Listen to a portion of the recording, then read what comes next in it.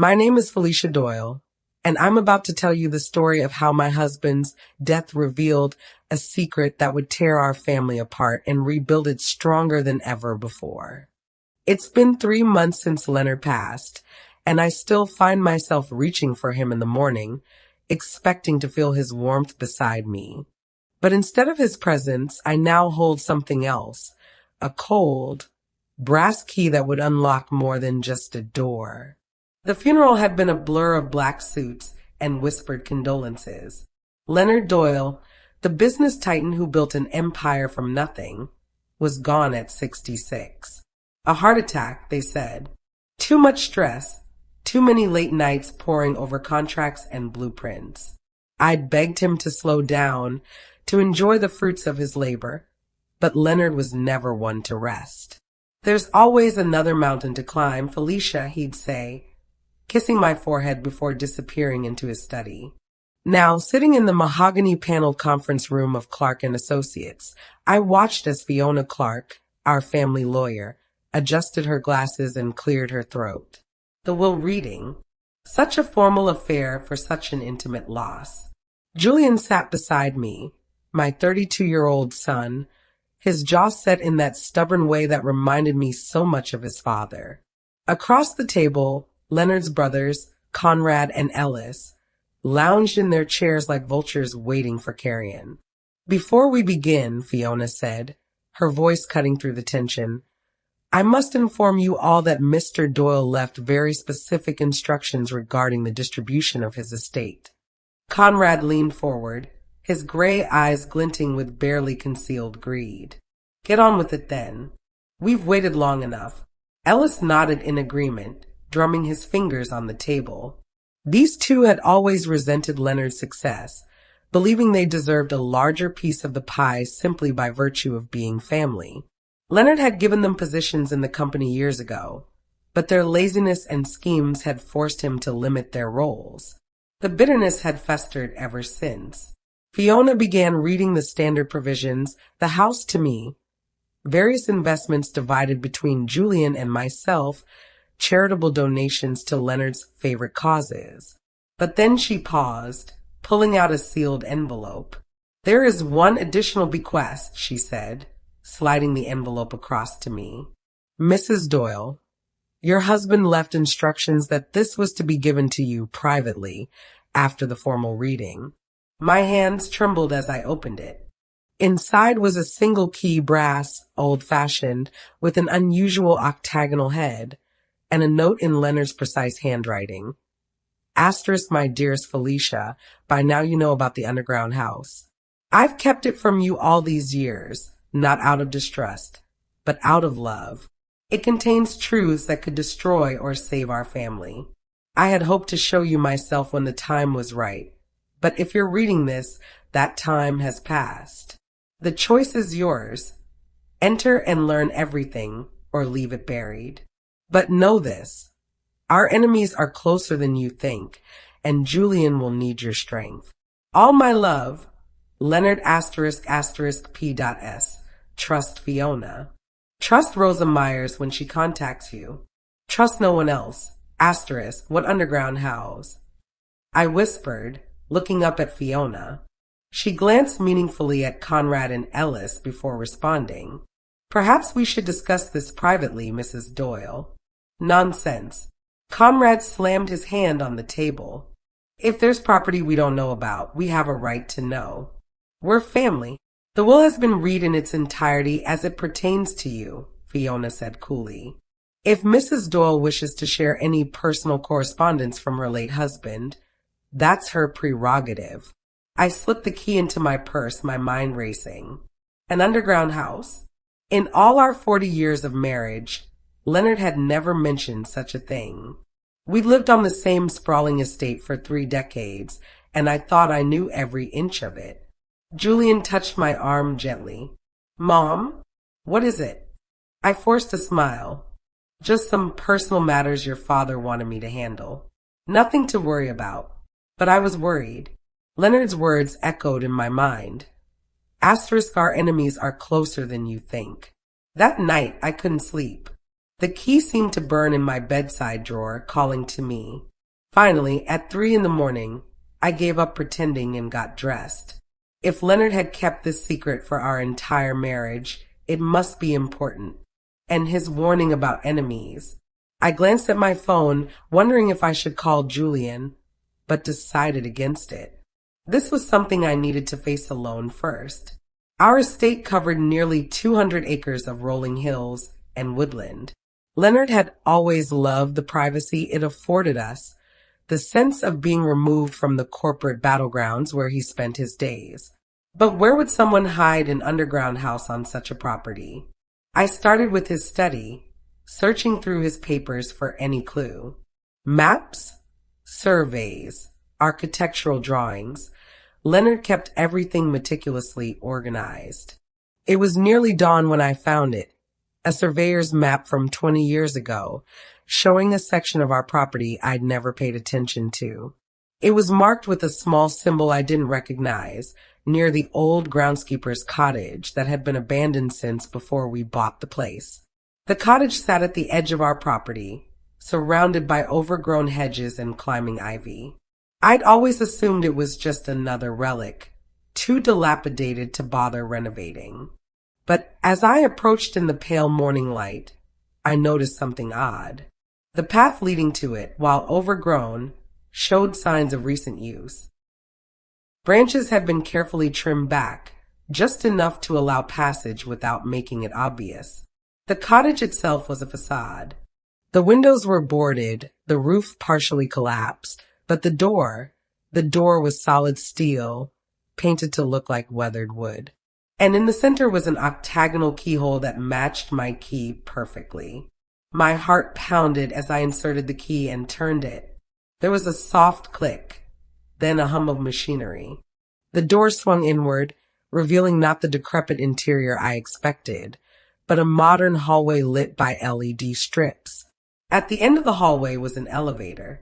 I stepped inside, my legs shaking. The elevator had only one button, down. I pressed it and began my descent into my husband's secret world. The elevator opened into an anteroom that took my breath away. It was like stepping into a high-tech command center. Monitors lined one wall, though they were currently dark. Filing cabinets, a desk with multiple computers, and shelves filled with binders and documents filled the space. But what caught my attention was the framed photo on the desk. Our wedding picture, with a sticky note attached, for Felicia when the time comes. Beyond the anteroom, I discovered the underground house proper. It was fully furnished with a living area, kitchen, bedroom, and what appeared to be a panic room. Everything was functional but sterile, like a very comfortable bunker. This wasn't a place built for living. It was built for surviving, for planning, for war. I returned to the anteroom and powered on one of the computers. It required a password. I tried several combinations before typing Felicia 1961, my name and birth year, the password Leonard used for everything personal. The screen came to life. A video file sat on the desktop, labeled Watch First. I clicked it and Leonard's face filled the screen. He looked tired, older than I remembered, and his expression was grave. "Felicia," he began, and tears sprang to my eyes at the sound of his voice. "If you're watching this, then I'm gone, and you found your way here despite my warnings. I'm sorry for keeping this from you, but I needed to protect you for as long as possible. What I'm about to tell you will change everything you thought you knew about our life, our wealth, and our family." He paused, running a hand through his silver hair. 20 years ago, I discovered something on our land. Not just oil or minerals, though those are there too. I found evidence of a massive natural gas deposit, potentially worth billions. But I also discovered that my brothers, Conrad and Ellis, had been planning to steal everything from us for years. They've been embezzling from the company, forging documents, and building a case to challenge my ownership of both the business and our personal assets. My hand flew to my mouth. Conrad and Ellis, while unpleasant, had always seemed more pathetic than dangerous. But Leonard continued, I've spent 2 decades preparing for the battle I knew would come after my death. Every piece of evidence is here. Financial records, recordings of their conversations, proof of their crimes. But Felicia, they're not just greedy. They're desperate. They've made promises to dangerous people, taken money they can't repay without getting their hands on our assets. They'll stop at nothing. The video Leonard leaned forward, his eyes intense. They'll try to turn Julian against you. They'll promise him power, respect, everything they think a young man wants. You must be strong, my love. You must be smarter than they are. Everything you need is here. Trust Fiona Clark. She's been helping me prepare. And when Rosa Myers contacts you, she's a private investigator I've had watching my brothers. Trust her completely. He smiled then, that sad, knowing smile I'd seen so often in his final months. I built this place as a fortress of truth. They think they know where the real wealth is buried, but they're wrong. The actual deposits are under the parcels of land I quietly transferred to your name over the years. The documents are in Cabinet A, 3rd drawer. The survey reports are in the safe. Combination is our anniversary. I love you, Felicia. I'm sorry I couldn't tell you sooner, but I needed you to be able to honestly say you knew nothing if they came after you while I was alive. Now you must become the warrior I always knew you could be. Protect our son. Protect our legacy. And remember, the truth is your greatest weapon. The video ended, and I sat in stunned silence. Then, methodically, I began to explore Leonard's fortress of secrets. I spent the next 12 hours in the underground house, emerging only when my phone began buzzing with worried texts from Julian. I told him I'd gone for an early morning walk and lost track of time, promising to be home soon. But first, I needed to understand the full scope of what Leonard had uncovered. Cabinet A, 3rd drawer, contained deeds and geological surveys that made my head spin. Leonard had been brilliant. Over the years, he'd quietly purchased surrounding parcels of land under my name, using shell companies and trusts. The brothers thought the valuable deposits were under the main estate, but the real treasure trove lay beneath properties they didn't even know we owned. The safe revealed even more. Financial records showing Conrad and Ellis had embezzled nearly $30 million over 15 years. Photographs of them meeting with known criminals. Transcripts of conversations where they discussed their plans to challenge Leonard's will, to paint me as incompetent, to seduce Julian with promises of running the empire. But it was the recordings that chilled me to the bone. Leonard had somehow managed to bug his brother's offices and homes. I listened to Conrad's voice, slurred with whiskey. Once Leonard's gone, that bitch won't know what hit her. 40 years of playing housewife, she doesn't have the spine for business. We'll have her signing everything over within 6 months. Ellis was no better. Julian's the key. Kids always felt overshadowed by his father. We promise him the CEO position, stroke his ego a bit, he'll turn on mommy fast enough. Then we control him, and through him everything. I carefully photographed key documents with my phone and locked everything back in place. As I rode the elevator up, my grief transformed into something harder, sharper. They thought I was just a housewife. They thought 40 years by Leonard's side had taught me nothing. They were about to learn how wrong they were. Back at the main house, I found Julian in the kitchen, worry creasing his handsome face. Coffee with steady hands. How would you feel about having dinner with your uncles this weekend? All of us together, like a family. Julian looked surprised. Conrad and Ellis? But you've never liked them. Your father's death changes things, I said carefully. They're family, after all. And with the business transitions coming up, we should present a united front. What I didn't say was that I needed to see them, to look into their eyes knowing what I knew. And I needed to see how they would approach Julian, how they would begin their seduction. If you think it's best, Julian said, though he looked uncertain, Mom, are you okay? You seem different. I smiled and kissed his cheek. I'm fine, darling. Just adjusting to life without your father. We all have to be strong now. That afternoon, a woman called the house. Mrs. Doyle? My name is Rosa Myers. Your husband said you might be expecting my call. Rosa Myers was not what I expected. The private investigator was in her 40s, with sharp eyes and an easy smile that didn't quite hide the steel underneath. We met at a small cafe in town, away from prying eyes.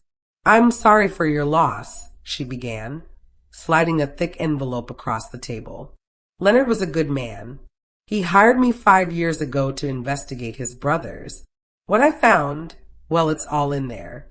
But I thought you should know I'm still on the case. Leonard paid me through the end of next year, with instructions to help you however you need.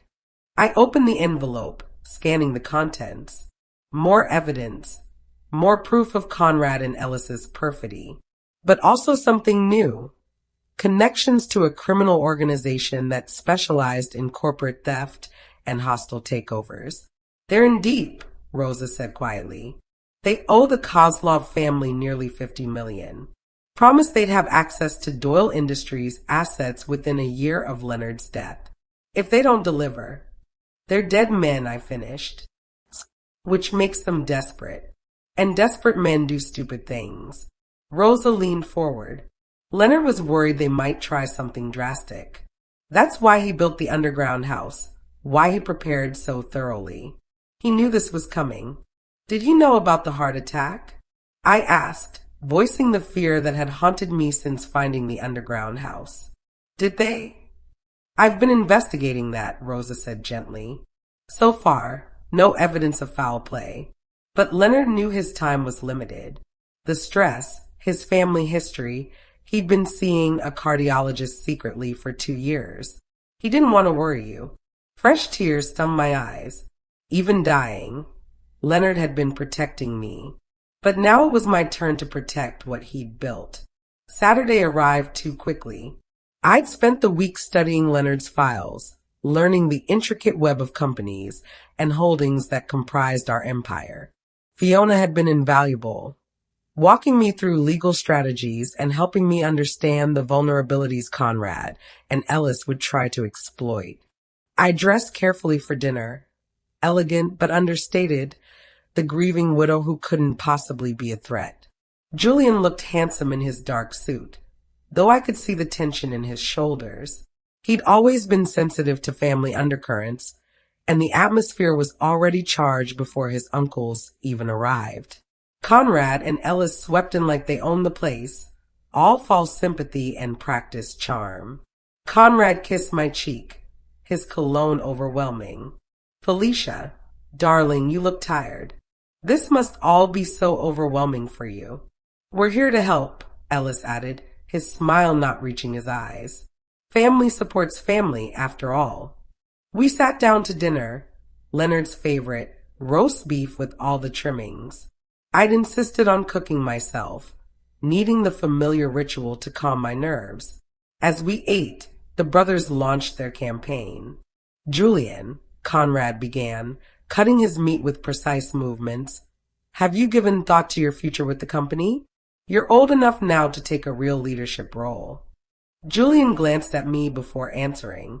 I've been learning the ropes in the development division.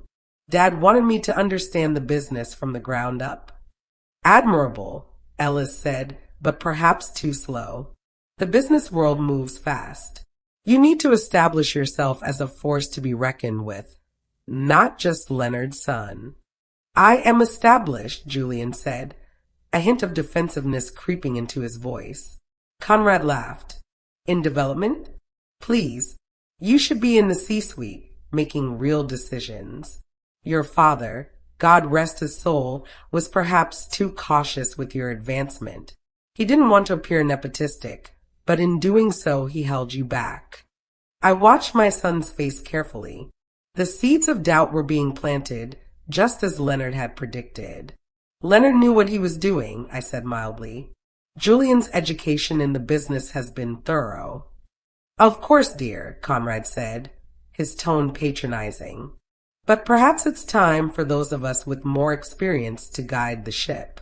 The board will be meeting soon to discuss leadership transitions. Ellis and I have some ideas.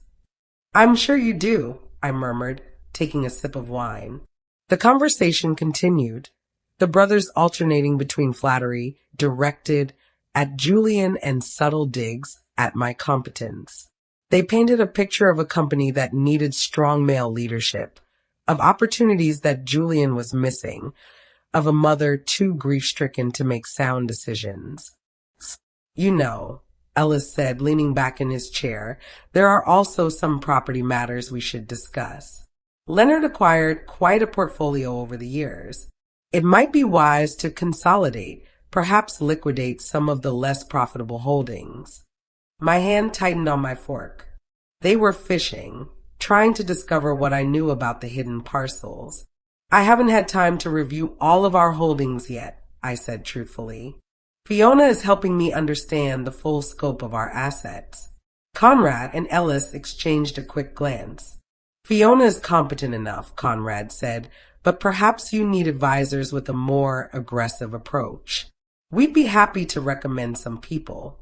That's kind of you, I replied, but I trust Fiona completely. Leonard did as well. The tension ratcheted up another notch. Julian, I noticed, had been quiet for several minutes, absorbing everything. I could see the wheels turning in his head, processing his uncle's words. After dinner, as I served Leonard's favorite cognac, Conrad made his move.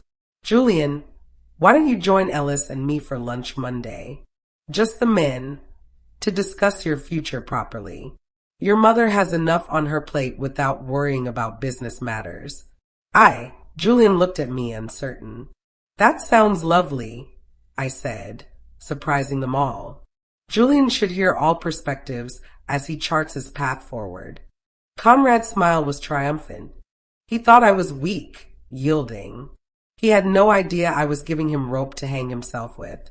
As they prepared to leave, Ellis pulled Julian aside.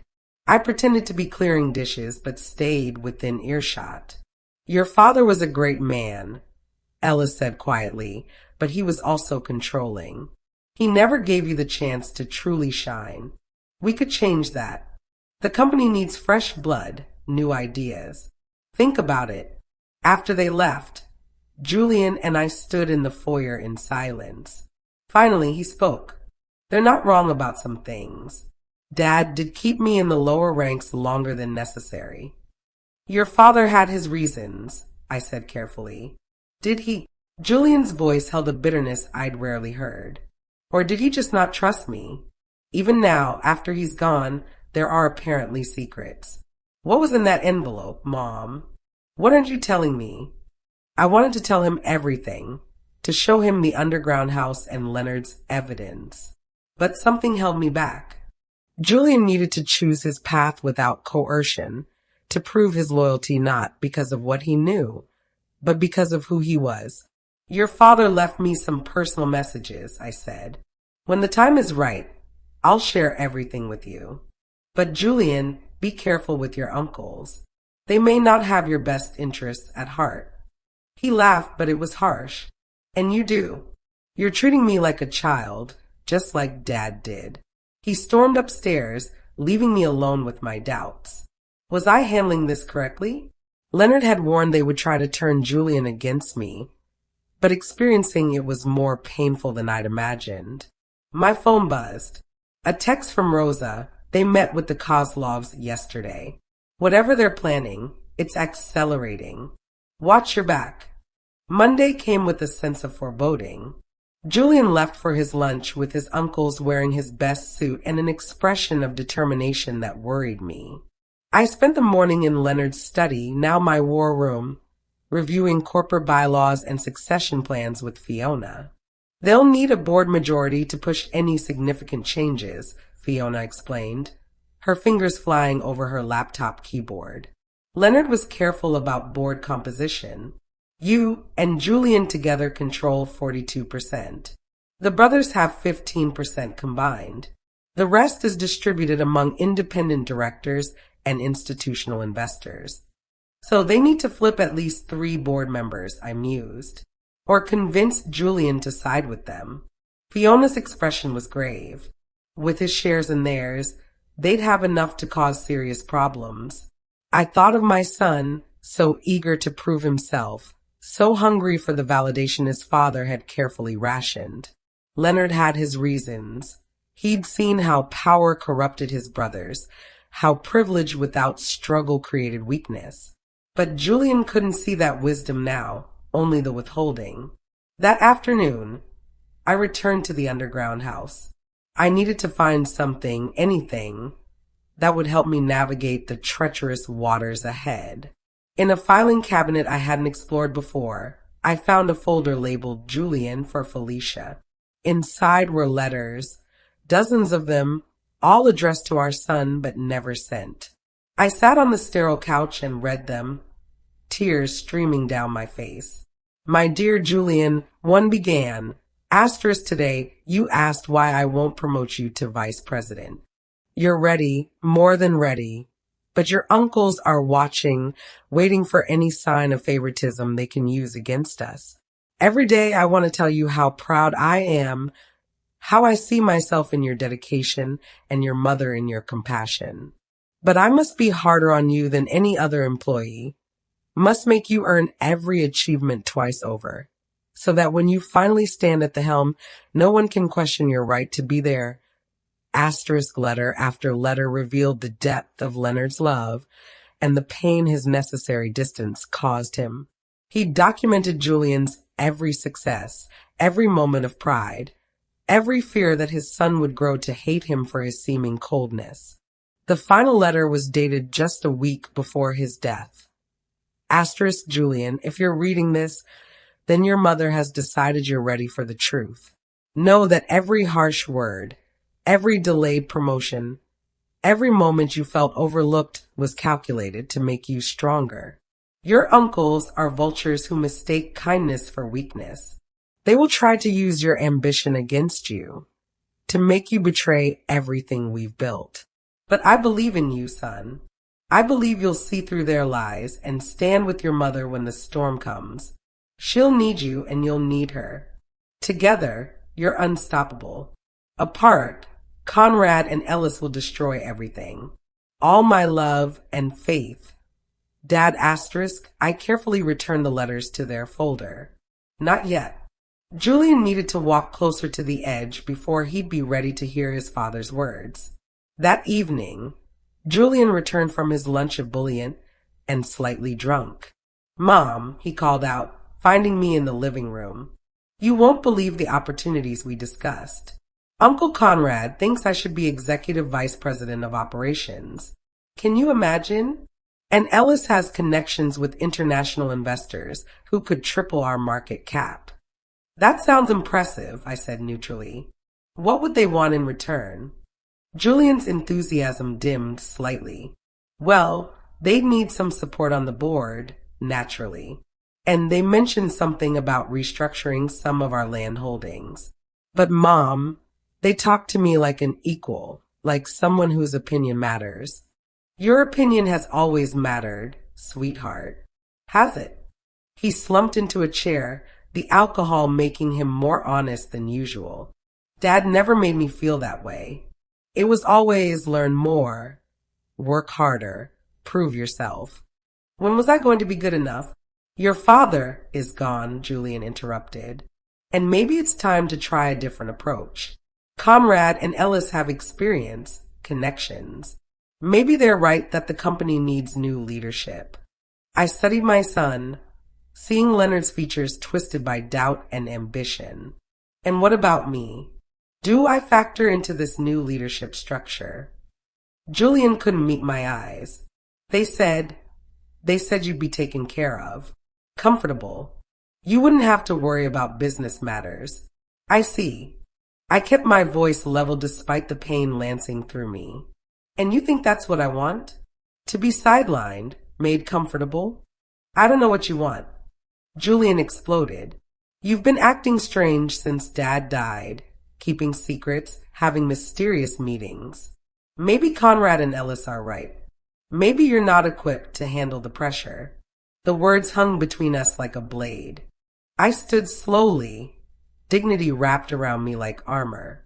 I buried the man I loved for 40 years, I said quietly. I'm raising the son he adored but could never quite reach. I'm protecting a legacy built on sacrifice and wisdom you're too young to understand. If that makes me unequipped in your eyes, so be it. But Julian, remember this moment. Remember choosing them over me. Because when you learn the truth, and you will, this moment will haunt you. I left him there, staring after me with a mixture of anger and uncertainty. In my bedroom, I locked the door and allowed myself 5 minutes of grief. For Leonard, for the innocence Julian was losing, for the battle I hadn't wanted but couldn't avoid. Then I dried my eyes and called Rosa. They're moving faster than we thought. What else have you found? The Kozlovs are getting impatient, Rosa reported. My sources say Conrad promised them access to specific land parcels, the ones they think contain the oil deposits. They've given him 90 days to deliver. 90 days from when? From your husband's death. So you have about 10 weeks left before things get desperate. 10 weeks to save my son from himself and protect an empire from those who would destroy it. I thought of Leonard, working alone in his underground fortress, preparing for a war he wouldn't live to fight. I won't let them win, I said, more to myself than Rosa. I know, she replied. Leonard knew it too. That's why he chose you. The next few weeks were a delicate dance. I played the grieving widow to perfection, appearing overwhelmed by financial documents, grateful for any guidance. Conrad and Ellis grew bolder, their contempt barely hidden as they helped me understand the business.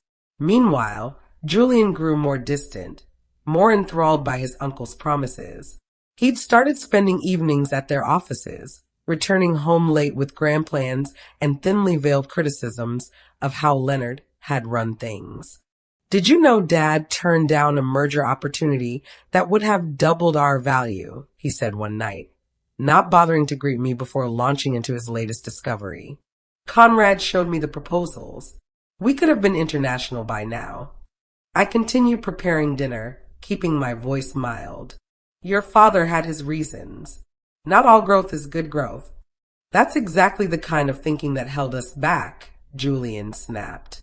You sound just like him, cautious, conservative, afraid.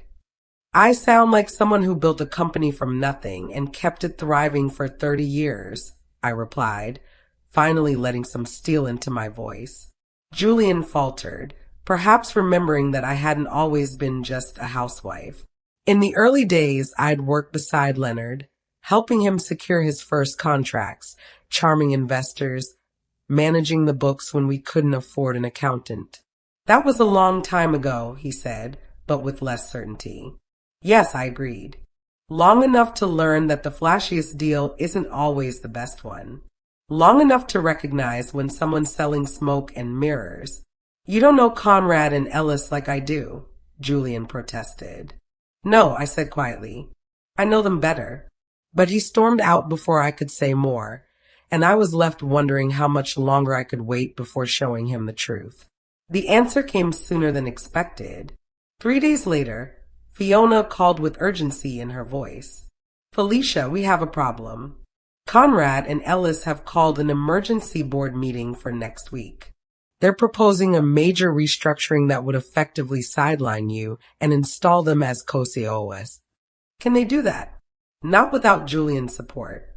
But I've been hearing rumors they're promising board members significant payouts if the restructuring goes through. They're claiming to have documentation showing Leonard was planning this transition before he died. Forged documents. Of course. I thought of the evidence in the underground house, the recordings of them discussing exactly this plan. How many board members are wavering? At least 4. With their shares and those votes, plus Julian. Fiona trailed off. They'd have control. I finished. Set up a meeting with the wavering board members. Individual meetings, not group. And Fiona? It's time to start using what Leonard left us. That evening, I found Julian in Leonard's study, now he'd informed me, poring over documents with Ellis. They both looked up when I entered, Julian with irritation, Ellis with false warmth. Felicia, we were just reviewing the restructuring proposal. Very exciting times ahead. Indeed, I said, moving to Leonard's desk, my desk, whatever Julian thought. Ellis, would you mind giving me a moment with my son? Actually, Mom, Ellis and I are in the middle of now. The command in my voice surprised all three of us. For a moment, I felt Leonard's presence, his strength flowing through me. Ellis stood, that snake smile never wavering. Of course, Julian will continue tomorrow. He squeezed my son's shoulder possessively before leaving. Alone with Julian, I studied this stranger wearing my son's face. When had he become so hard, so ambitious, so blind? The board meeting, I said without preamble. I know what you're planning. It's not personal, Mom. At least he had the grace to look uncomfortable. The company needs strong leadership. You've been out of the business for too long. Have I? I pulled out my phone, scrolling to one of the photos I'd taken in the underground house. Tell me, Julian, what do you know about the Kozlov family? He frowned. The Russian investors? Conrad mentioned they might be interested in partnering with us. Why? I showed him the photo, a financial document showing Conrad's massive debts to the Kozlovs. Julian's frown deepened as he read. This has to be fake. It's not. I swiped to the next photo, then the next. Evidence of embezzlement, of fraud, of promises made with money and land that wasn't theirs to promise. Your uncles aren't trying to grow the company, Julian. They're trying to steal it. Julian stared at the photos, his face cycling through disbelief, anger, and confusion. Where did you get these? From your father. Dad's dead. His legacy isn't. I put the phone away, watching my son struggle with the implications. He knew this was coming. He spent years preparing, gathering evidence, protecting us. And you're about to hand them everything he fought to preserve. This doesn't make sense. Julian ran his hands through his hair, so like his father in distress. They said Dad was planning to promote them. They showed me documents. Forgeries. Julian, your father loved you more than you'll ever know. Every decision he made was to protect you, to prepare you. But he knew Conrad, and Ellis would try to use your ambition against you. So what? I'm just supposed to believe you? These could be fake too. I stood, my heart breaking at the suspicion in his eyes. There's something I need to show you. Something your father left for both of us. But Julian, once you see it, there's no going back. You'll have to choose, them or us. The lie or the truth. He stared at me for a long moment, and I saw the boy he'd been warring with the man he was becoming. Finally, he nodded. Show me. The drive to the cottage was silent, Julian following in his own car as if he might need to escape. I texted Rosa to meet us there. If I was revealing Leonard's secret, I wanted all the allies present. Julian's face when he saw the hidden door was almost comical. This has been here the whole time. 20 years, I confirmed, turning the key. Your father built it when you were 12. The descent in the elevator was tense, Julian's breathing shallow beside me. When the doors opened to reveal the underground complex, he stepped out slowly, taking in the monitors, the files, the evidence of a secret life lived parallel to our own. Dad did all this? He was protecting us. I moved to the computer, pulling up Leonard's video files. There's something you need to see. I played the first video, the one I'd watched that first day. Julian stood frozen as his father explained the threats, the discoveries, the preparations.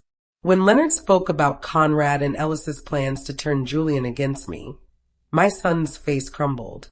There's more, I said gently, pulling out the folder of letters. He wrote to you constantly, explaining everything, but never sent them. He was waiting for the right time. Julian sank into a chair, reading his father's words with tears streaming down his face. I gave him space, moving to organize documents we'd need for the board meeting. Rosa arrived while Julian was still reading, her presence a comfort as we waited. Finally, Julian looked up, his eyes red but clear. I almost betrayed you. I almost gave them everything. Almost doesn't count, I said, echoing something Leonard used to say. What matters is what you do now. They played me perfectly. His voice was bitter with self-recrimination. Every insecurity, every doubt, they knew exactly what buttons to push. They've had years to study you, Rosa said, speaking for the first time. Your father knew they would.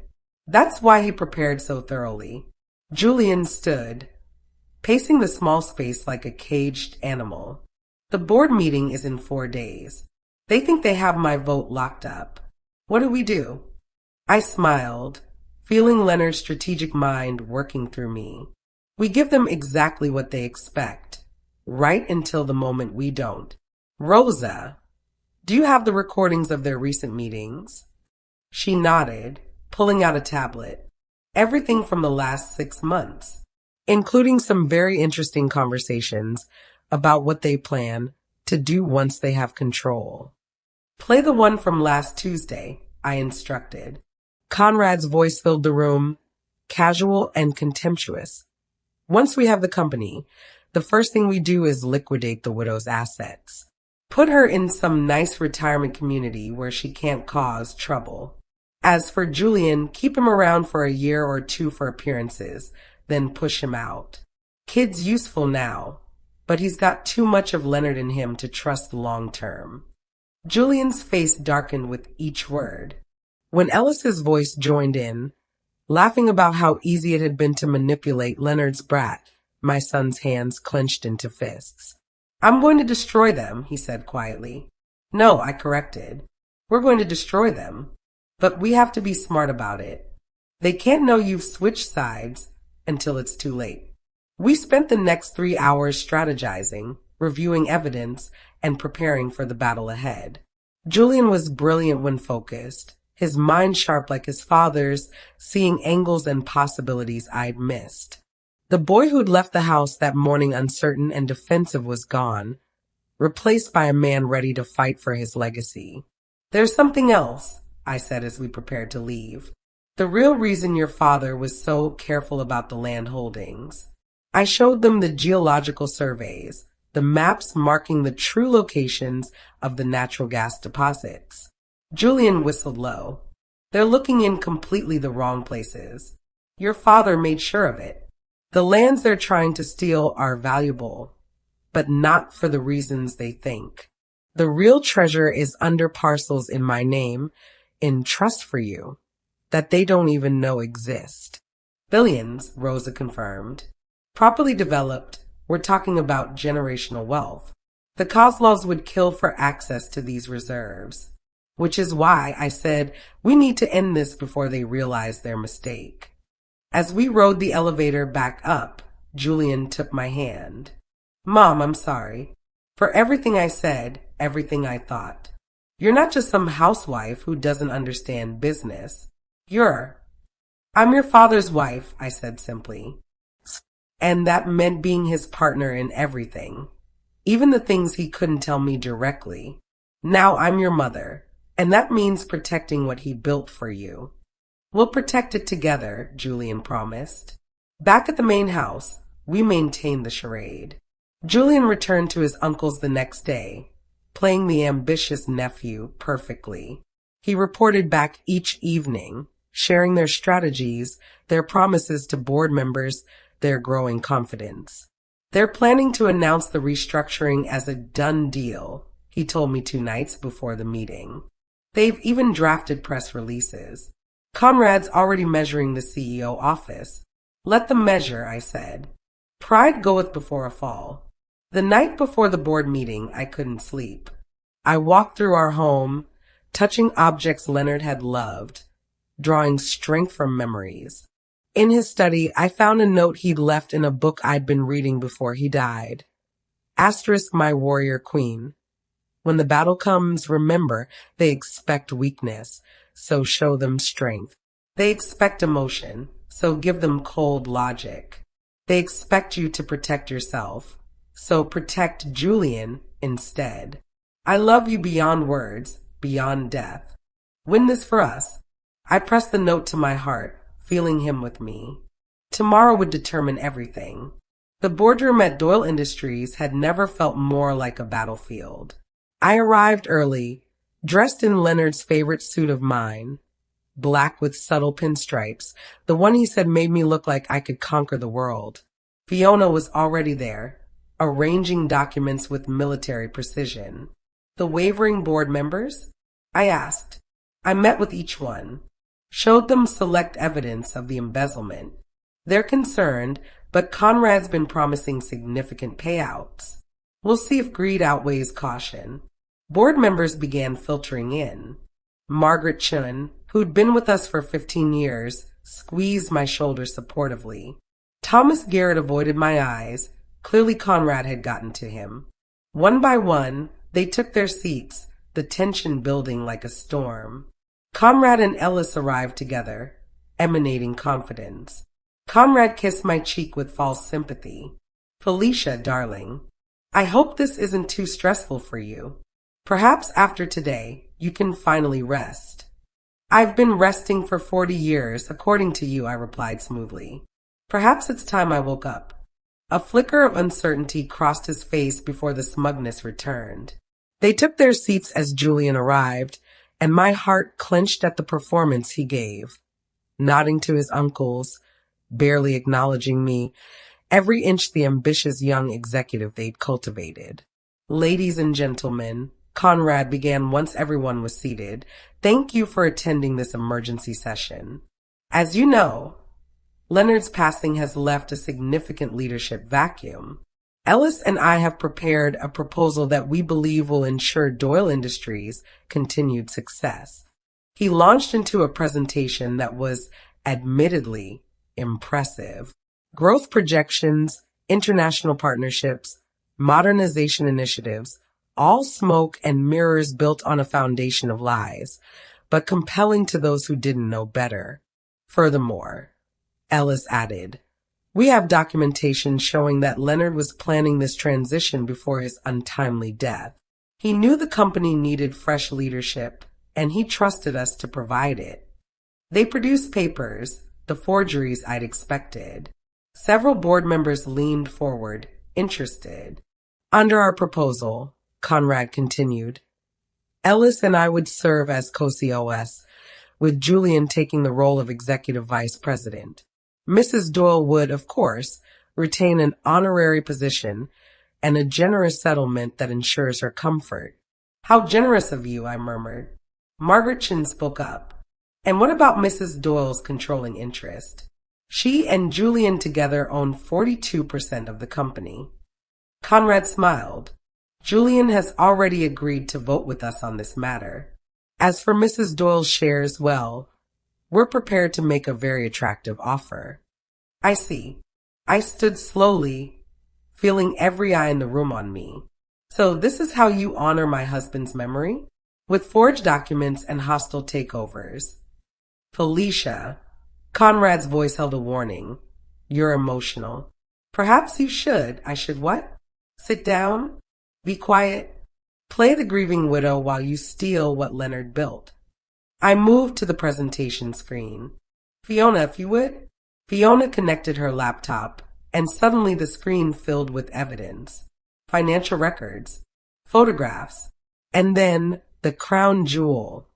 Video of Conrad and Ellis discussing their plans, their voices clear and damning. This is from 3 weeks ago, I said as the room watched Conrad on screen, explaining how he'd been siphoning money for years, how the Kozlovs were getting impatient, how they needed to seize control before anyone discovered the truth. The board erupted. Thomas Garrett went pale. Margaret Chin looked furious, but Conrad tried to brazen it out. These are obviously fabricated, are they? I clicked to the next slide. Bank records, transfers, a clear trail of embezzlement going back 15 years. Is this fabricated too? Or this? More evidence, piece by piece, methodical and undeniable. Ellis stood, his face red. You can't prove. Actually, she can. Julian's voice cut through the chaos. He stood, moving to stand beside me instead of his uncle's. Because I've been recording every conversation with you for the past week.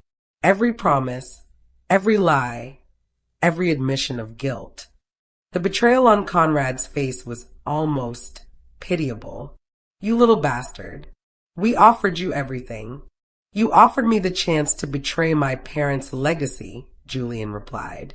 To become like you, corrupt, greedy, willing to destroy family for profit. My father kept me at arm's length not because he didn't trust me, but because he was protecting me from becoming what you are. The Kozlovs, Ellis started, then stopped, realizing what he'd admitted. Yes, let's discuss the Kozlovs, I said. The criminal organization you've promised our assets to. The one that's given you 90 days to deliver or face the consequences. Tell me, gentlemen, how were you planning to explain that to the board? Rosa entered then, right on cue, accompanied by 2 FBI agents.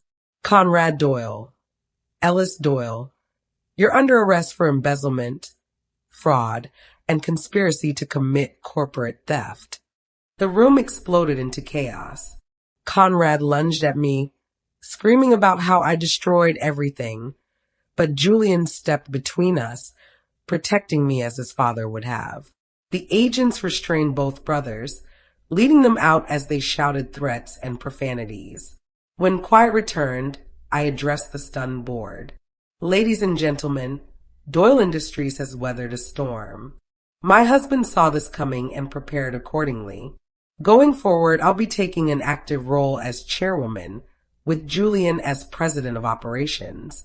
We have some rebuilding to do, but I promise you, the company Leonard built will emerge stronger than ever. The vote was unanimous. The weeks following the board meeting were a whirlwind. Conrad and Ellis were denied bail. The Kozlov connection made them flight risks. The FBI investigation expanded, uncovering a network of corporate corruption that made headlines nationwide. Julian threw himself into his new role with a dedication that would have made Leonard proud. But more importantly, he came home each night, sharing his victories and challenges, seeking my advice, rebuilding the relationship that had nearly shattered. One evening, as we reviewed contracts in Leonard's study, our study now, Julian asked, "Do you think Dad would be proud?" "I know he would," I said, touching the letter I now kept framed on the desk. "You chose family over ambition, truth over easy lies. That's everything he hoped for." "I almost didn't," Julian admitted. "They were so convincing, and I was so angry at Dad for holding me back. But you listened when it mattered. You gave me the chance to show you the truth." I smiled. "That's the difference between you and them. Your heart was always good, just temporarily misdirected." Fiona arrived then with news. The forensic accountants have finished their review. Conrad and Ellis stole nearly $50 million over the years, but we've recovered most of it. The Kozlovs are backing off. Apparently, they don't want the FBI attention. "And the land?" Julian asked. "Secure. All of it." The geological surveys Leonard commissioned were brilliant. He filed the real ones under shell companies while letting false ones circulate. Conrad and Ellis were chasing ghosts. We celebrated quietly that night, just the 3 of us and Rosa, who'd become like family through the ordeal. As we toasted Leonard's memory, I felt his presence strongly, approving, proud, finally at peace. Later, alone in our bedroom, I spoke to his photograph. "We did it, my love. Julian's safe, the company's secure, and your brothers will pay for their betrayal. You can rest now." The next morning, I returned to the underground house one last time with Julian. We decided to seal it, but first, There were things to retrieve. The letters, the personal videos, the pieces of Leonard that belonged with us, not hidden away.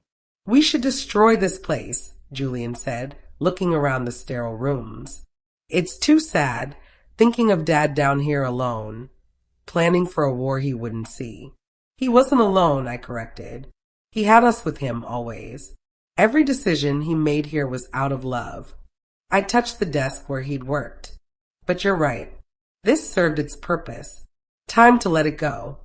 We removed what mattered and had the rest professionally destroyed. The entrance was sealed, the cottage demolished. Where Leonard's fortress once stood, we planted a garden, life growing where secrets once festered. The trial of Conrad and Ellis was swift. Faced with overwhelming evidence, they pled guilty to avoid longer sentences.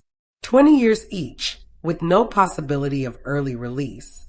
The Kozlovs, deprived of their prize, moved on to other schemes, though the FBI kept them under watch.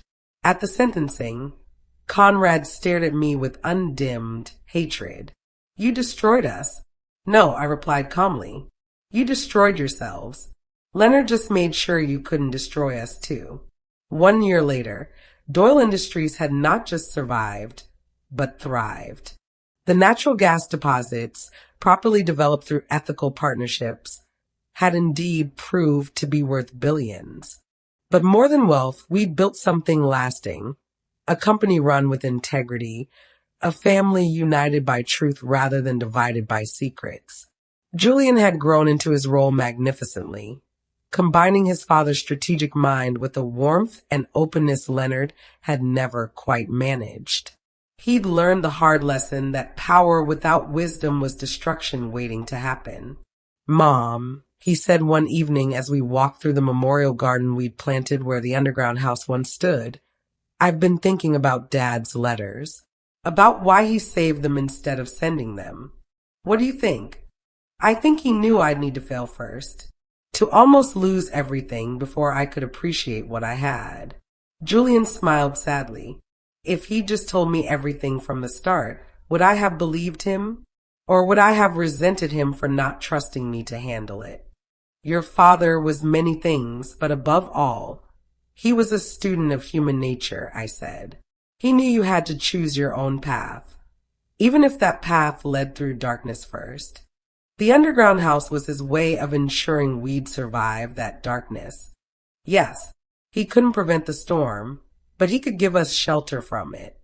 We stood in comfortable silence, watching the sunset paint the sky in shades of gold and crimson.